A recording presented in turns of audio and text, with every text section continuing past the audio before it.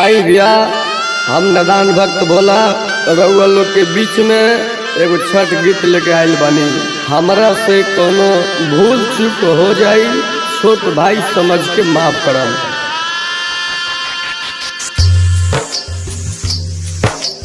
पहिला साले पूजा कैनी देखनी सपनावा,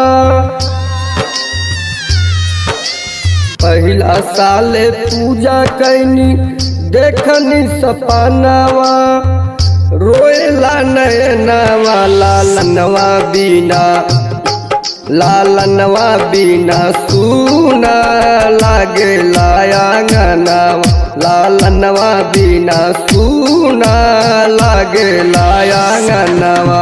हे छठी मैया हे मोरी मैया हमरा न चाहिया न धनवा, ले छठी मैया हमरा न चाहिया न धनवा, लालनवा बिना, लालनवा बिना सुना लागे आंगनवा, लालनवा बिना सुना लागे आंगनवा।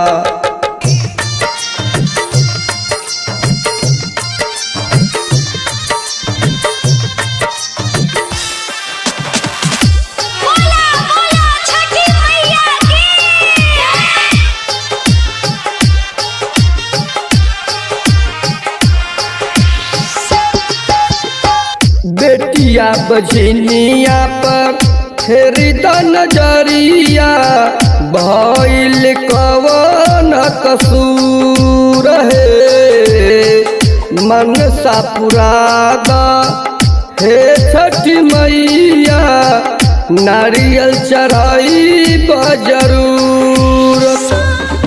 का कहिया है मैया पुरतई मोरे यार मनवा, का कहिया है मैया पुरतई मोरे यार मनवा, लालनवा बिना, लालनवा बिना सुना लागे आंगनवा, लालनवा बिना सुना लागे आंगनवा।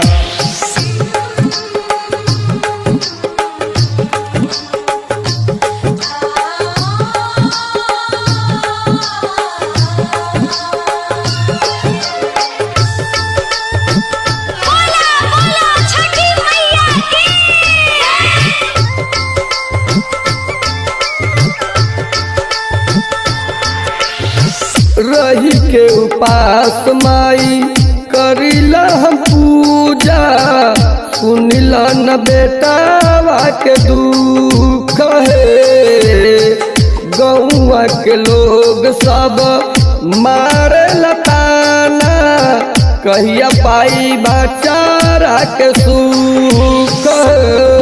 नादान भोला किशोर के मानिल कहनवा, नादान भोला किशोर के मानिल कहनवा, लालनवा बिना, लालनवा बिना सुना लागे आंगनवा, लालनवा बिना सुना लागे आंगनवा।